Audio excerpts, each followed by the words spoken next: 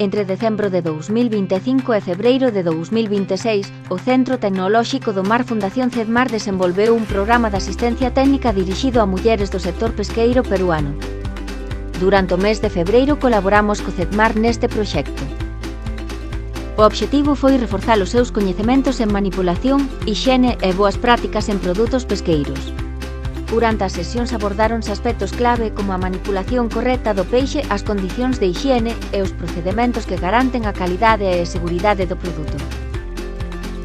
As participantes puideron aplicar os coñecementos adquiridos mediante exercicios prácticos e o intercambio de experiencias.